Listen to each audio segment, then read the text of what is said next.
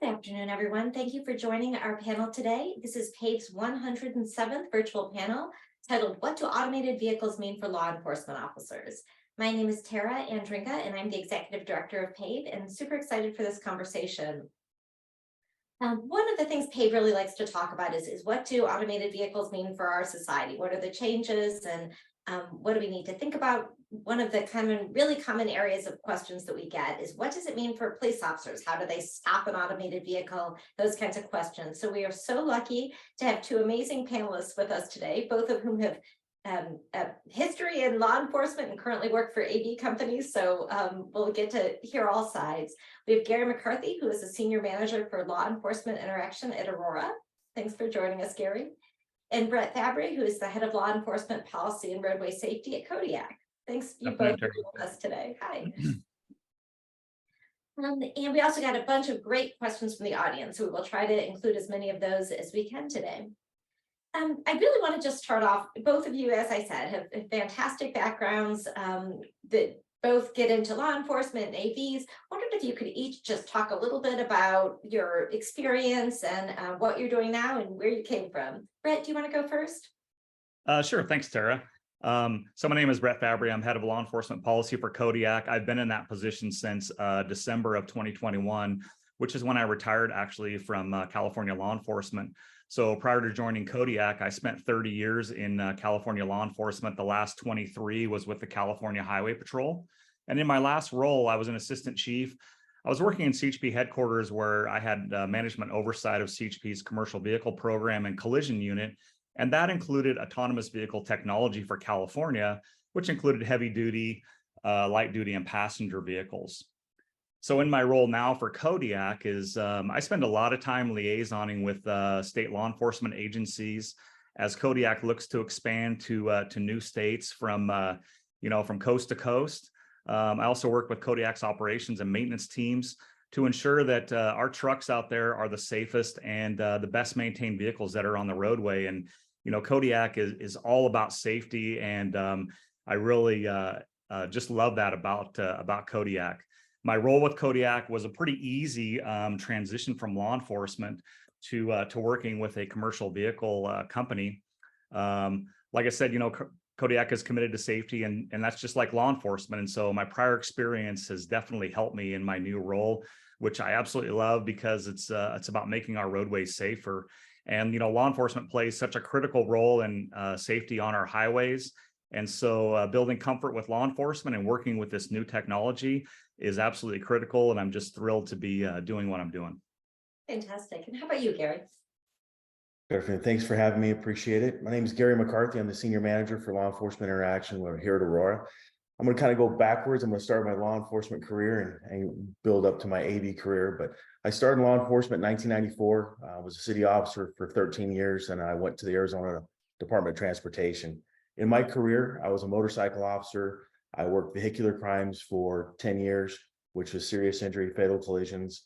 I also was a drug recognition expert, and instructor for that. So impaired driving is what I did a lot of my career. And I promoted up through the ranks. I retired from Arizona DPS and went to Arizona Department of Transportation, where I was promoted to, they call it Chief, Bureau Chief. And I oversaw the state of Arizona, all ports of entry for the state of Arizona. And we had 2 mobile scale teams as well. So kind of like Brett was talking about, the passion that we have for safety and what we do day in and day out. The transition from law enforcement to AV was very easy. I didn't think I'd go from law enforcement to tech, to say the least. But now that I'm here working with, like Brett, people like that, it's amazing when we have such fierce competition on what we do, but we're united in safety. So with Aurora, quickly, safely, broadly, we try to do that as safely as we can. And everybody has a key role in that safety program with Aurora. And I think what resonates with me is just taking the chance of making our roadways safer, driving that serious injury, fatal collision rate down, making it better for the motoring public, not only just in local jurisdictions, but throughout the country. So glad to be here today, and thank you. Thank you so much, Gary. You both have such impressive backgrounds and excited for this conversation. Thank you so much for joining us. Brett, we'll start with you. Wanted to kind of first tap into your background in law enforcement. What are the trends that you've seen that are the most common causes for crashes and injuries? And I'm kind of curious both what the causes are and then what role could AV technologies play in addressing those issues? Thanks, Tara. I've witnessed, a lot of devastation in my career through, almost 3 decades with injury and fatal collisions. And, I got to tell you that the common causes pretty much remain unchanged. People drive too fast. They don't wear seatbelts as often enough as we talked about before we started this panel. And then, lastly, people are very distracted when they're driving, not only by cellular phones, but other devices in their cars and also by people. And, 94% or so of crashes are caused by human error. And I can attest that that's what I personally witness is that human behavior causes crashes. So with autonomous vehicle technology, we have the opportunity to reverse that trend because, we just have too many people that are dying on our nation's roadways. And I know this is a huge issue as that number has definitely gone up. Fortunately, autonomous trucks, they're programmed to be very courteous, very safe drivers. And honestly, if you've ever ridden in a truck, it's kind of boring. They're really, they follow all the rules of the road. They don't get distracted by, other things in the vehicle, cell phones, don't lose focus on a long trip. We're not speeding, we're not weaving in and out of traffic. So, autonomous vehicles have that capability that no human has, is that we can remove what I refer to as the emotion of driving, those things that really change our driving behavior. The second thing is that, unlike humans, is that autonomous trucks can see 360 degrees around the vehicle. We have multiple sensors that program that truck. For example, it takes a human a second and a half to respond, to perceive something and react, and with an autonomous truck we're talking tenths of a second, and so that makes a huge difference. And so I just think that this technology with how it's progressing, I just think there's no doubt that it's going to be safer than a human driver and is going to make our roadways safer. And so that's why I'm so interested in what I'm doing and so passionate about this. And just like Gary is, we see the benefits of this technology when it comes to saving lives. And, we spent a couple decades, trying to save lives and make safer communities. And I think that's, really what drew us to work for an autonomous vehicle company, because we continue to do exactly what we did in law enforcement, just in a different kind of arena. Great, thank you. And then Gary, I wanted to ask a question of you with your industry hat on, or kind of actually combining the two. What kinds of training does it take for officers to know how to interact with an AV? And I'm curious, with Aurora, what kind of interaction Aurora has with local law enforcement where you're deploying? When I first got into this role in 2020, March of 20, I was sitting back, how would I want to bring this to the forefront and talk about this with law enforcement? It's going to be so outlandish when you tell them you're going to have driverless trucks. No way, that's not going to happen. What would I want to know? So really, it was a boots on the ground approach. I went to your local jurisdictions where we're at and just started there. And I started working through the counties and then the state agencies as well. And that just took a little bit of time and just getting out, having a cup of coffee, explaining what we're doing, having them come into the office, show them the technology, show them what it's about. And I actually did the same thing with the federal government as well, with agencies that we work with on the Border Patrol on I-10 corridor, did the same exact thing. So it's been very beneficial, but when you get them into the facility and they can see the tech and they can see the dedication to safety, and from the DRE side of this, the standardized and systematic approach we take with our Aurora driver, they can drive multiple platforms. It's one mission, one goal when it comes to that. It's a game changer. And we had Garland PD come in, their whole traffic bureau came into our office in Coppell here in Texas.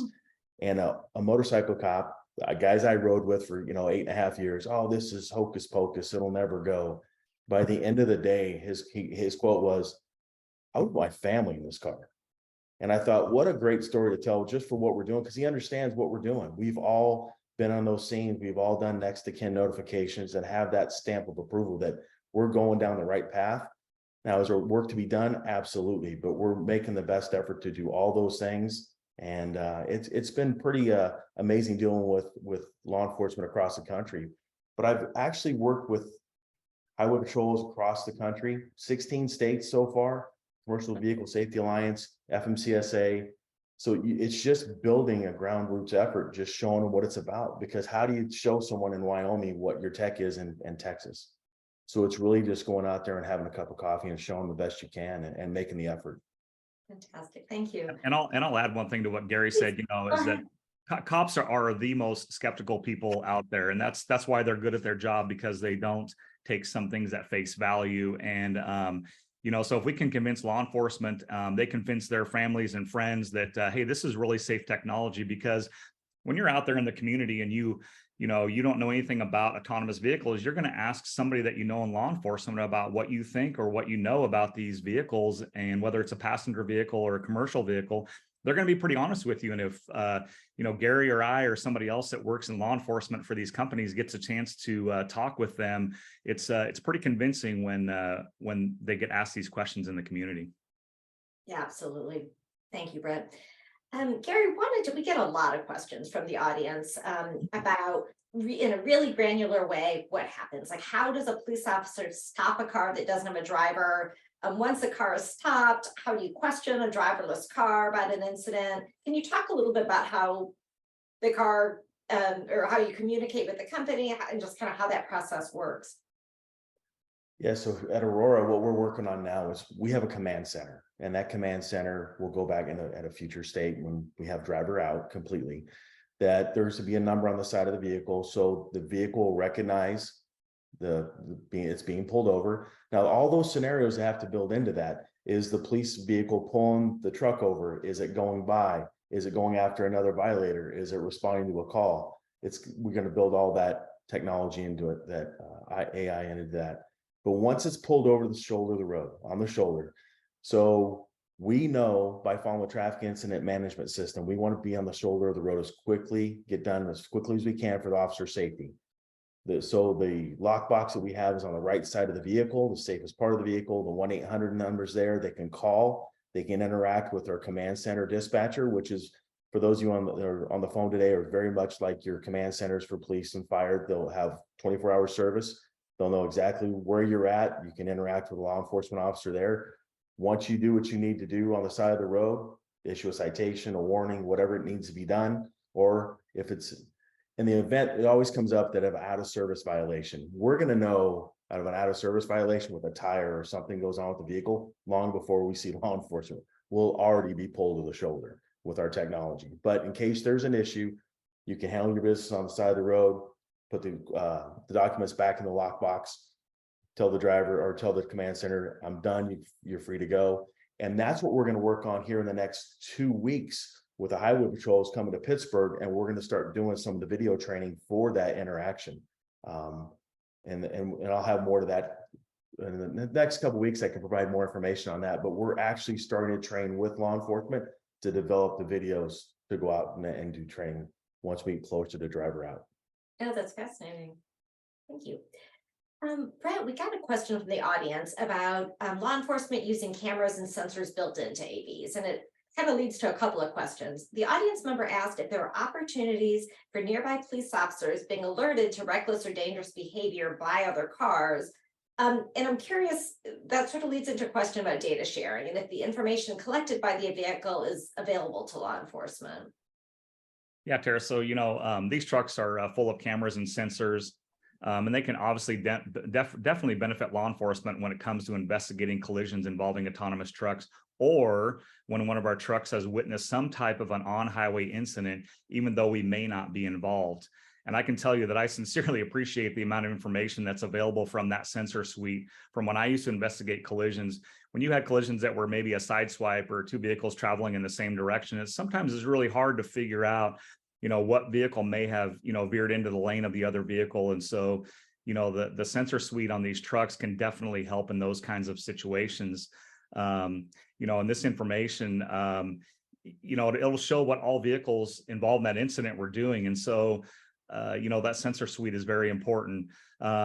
We've already had on-highway incidents where vehicles have collided into our truck. And in one case, we were able to assist law enforcement by calculating the speed of that approaching vehicle before it collided with the rear of our truck. And so law enforcement, really appreciated that. Right now, we'll work closely with law enforcement for any highway incidents. but what we'll do is we'll handle those on a case-by-case basis, depending on the crime that we may have captured, and if that data is going to be useful for law enforcement. We're obviously very cognizant of, privacy issue when it comes to data and the data that we collect. We're just not going to give away data from, a stretch of 100 miles. But if it's something that we think that we can assist law enforcement in, we encourage them to contact us, and we can see what information that we can provide. We want to obviously be very concerned about, privacy and, in that area. Great. One other thing I'd like to add to the collision part of that with the camera system is just what we've been trying to do across the country when it comes to standardizing when they have a serious injury, fatal collision, how law enforcement is going to get that data through a search warrant, or so how are we going to set that up? Each state has its own nuances to that, but what can we do to get the baseline so we can work through that? I had a great conversation with Florida about some of the issues they've been dealing with in the past couple of years. So that way it gives us a great baseline to have a best practice and get some buy-in. So when I go to these states, I talk to the fatal investigators that do those collisions and say, hey, what are you going to need? And so we can start building that toolbox and just a baseline. And that way we can get a finished product for law enforcement. When they call us, we kind of know ahead of time what they want. Actually, and that's a perfect segue to our next question. Wanted to talk a little bit about regulation. There's a lot of talk about regulation of AVs and what that will look like, and standardization and everything. But from the law enforcement perspective, I'm curious if you can talk a little bit about what changes in laws and regulations are needed for this new technology. We actually got a question from the audience who is actually a police officer who asked, are laws going to have to change when it comes to citations and to accommodate the vehicle driving itself? Just curious if you can give some examples of laws that may or may not work with autonomous vehicles. Well, currently our vehicles, they adhere to state, federal, local laws, just like they do now. So one thing that Brett and I were talking about before is the enhanced inspection process for these vehicles. One thing that's really kind of changed with that is how we're going to inspect these vehicles. You're not going to do it roadside.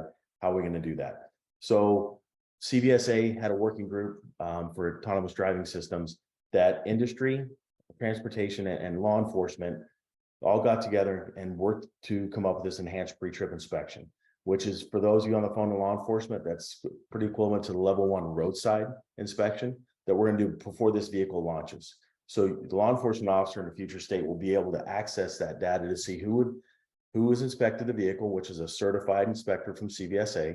The beta course was done the fall of last year, and the first certification course was done in February this year here in Grapevine, Texas. So there's certified inspectors out there doing these inspections today, and we're working with Texas DPS for that data transfer so they can see the data. It's going to go tell you who inspected at time of day is inspected, any violations that they saw, which is a 0 defect launch before that vehicle leaves. It hadn't have any defects at all. And then it heads down the road. So that's what we're working through now. But the laws, the one thing, they'll adhere to the current laws a little bit better than what most people do. They won't go 10 over the posted speed limit. They won't, drive in more than one lane. Like Brett said earlier, they're driving courtesy. But nothing needs to change as at this point right now for us to operate in Texas safely or across country. The current laws are in place now, we can adhere to. Yeah, and right now we operate at level 4, which is we have a safety driver in the seat, and so we're not exempt from any FMCSRs or any other rules or regulations that are out there. We abide by all those. Like Gary said, that enhanced inspection process came about because it makes it very difficult for law enforcement to conduct a roadside inspection at one of these inspection facilities if there's no driver in the vehicle. And so that was the solution that we worked with not only industry, but federal regulators, state regulators, and law enforcement to come up with that enhanced inspection process. And Kodiak right now is actually just finishing a pilot in Texas with DriveWise for the transfer of that data. So that inspection standard is completed and that information has been transferred to Texas DPS as we bypass that inspection facility. And what that does, it gives law enforcement kind of a time to understand how that process works and kind of gets them in tune with it so that, the day that we no longer have a driver in the seat, it's not something new to them. This is something that they've been getting used to for quite a while. Right. Gary, we just got a live question that's a follow-up on the last question, which is, I thought a lot of people might share this. The audience member asked, how will officers access the lockbox? Will they use a numerical combination or a physical key, etc.? And then the second question is, what is the plan if the truck is rolled over onto the passenger side? Just curious if you can answer those. Great questions, and we've talked about this a lot. So we don't want you to have a physical key. That's just more time, and you know how keys go, they're hard to get. This way that our command center personnel will give you a code to that key box. You can open the key box and go from there. If it so happens to end up on its side, which we hope it doesn't, if it's on its right side, there'll be a number for you to call, and all that information will go through the command center, just like we do in law enforcement. If vehicles are on their side when they get there, they might have been transported before we get there. We work it back. We give the officer every opportunity to do the follow-up they need through the plate numbers on the vehicles or the 1-800 number. There's avenues, and that's part of the training too. And what we've been talking about is making it a pocket card, if you will, because when you go through the training, Murphy's Law is you won't have anything occur for months. This way they can have a quick reference guide. Here's a 1-800 number. Here's who to call. Those kind of things. But that. We've talked about it being on its side and having multiple locations for a number to call, so you can get a hold of our command center. Great. I hope that answered the question. Yeah, thank you, audience member, for writing in. Brett, so obviously PAVE exists for public education, and so we like to think about what the public needs to know. Curious from the passenger's perspective, if someone's ever in an autonomous vehicle and an incident occurs, what do people in the vehicle need to know? Well, yeah, Kodiak trucks, we don't carry passengers. We are, strictly a commercial vehicle. However, I would remind the public that when you see a Kodiak truck out there on the road, it's probably one of the safest vehicles that you're going to find out there. But the Kodiak truck is going to be very innocuous to other drivers. It's just another vehicle that's out there. It'll probably go unnoticed. It's following all the rules of the road, and it's just another vehicle out there. For those of you that live in and around the greater, Dallas and Texas area, you may not already know this, but we've been driving trucks in that area for 4 years with a safety driver, and you probably didn't even know it. We've driven over 200 miles without a single reportable incident. So, I don't think anybody out there in the public is really going to notice eventually when there's not a driver in the seat unless you look up. And I've had actually people that have told me, and they're like, oh yeah, I know you guys don't have a driver in there anymore. And I'm like, no, actually we do. And so I think people are already kind of in tune to these vehicles that are out there, but we've been out there for quite a few years now. And so we've gone pretty much unnoticed and we like that. Yeah. In the next, we've talked about a bunch of different changes that are going to be required, changes in the laws and changes in training. Are there other things, Gary, that you think we need to be thinking about or that need to be addressed as AVs become more commonplace? Well, I think the big misconception is driver assist systems versus autonomous vehicles, driving systems. The big difference, the driver assist, your, lane departure, things like that absolutely helps a driver day to day. An AV system drives completely by itself on its own. And it's really hard to, when you hear about it, to put in your mind what's that going to look like until you see it and puts people in it, right? So we had people from CVSA and FMCSA come down, executives, and go for a ride. They were absolutely floored with the technology, the distance it sees, how courteous, like we talk about courtesy a lot and how courteous it is when it operates on the roadway, but that's what it sees. I think just the more information, more exploring you can do on your own and socialize this. I know for Brett and I with our families, my dad's a retired law enforcement officer, and he's like, I would never believe in this stuff. This is crazy. And then we start talking about his career and his investigations he did. I said, Dad, the human error. And he goes, I never thought of it that way. So it's just a mind shift, and it's so different than what we've ever experienced. Brett and I were talking earlier, when we started our career, airbags just hit the market. So from when we started in the early 90s till now, look how much advancement's gone into automotive safety and the AV world. It's changed dramatically in just that, I say short time, Brett, but almost 30 years. So I think don't be afraid of the future and just explore. And if you have questions, call us. We're more than happy to talk to you and tell you what's going on. Fantastic. And you both have worked both in your law enforcement careers and also in your current jobs. You both worked in communities that have already experienced AVs, that the people in the public are pretty much used to seeing autonomous vehicles around. but for the majority of the country, they've not experienced that yet. Curious, deal a lot with the public sector, and I know there's some folks in the public sector on the call today. What advice do you have for communities looking to integrate AVs? Are there lessons learned or things that you would recommend that they be thinking about? Yeah, I would probably recommend, for the community leaders out there is work collaboratively with these AV companies. When I was working in CHP headquarters, we worked with AV companies all the time on different rules and regulations and vehicle standards. And these companies are very dedicated to safety. They want to make sure that everything is right because it's about the safety of your community. So I would encourage those community leaders to ask questions, educate yourself about the technology, and then recognize some of the safety benefits of that AV technology can bring to your community. The law enforcement officers that work in your community are dedicated to safety, and a lot of them already embrace this technology.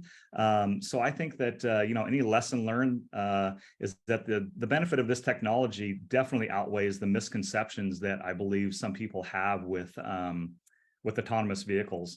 So I think it just comes down to talking to people, educating yourself.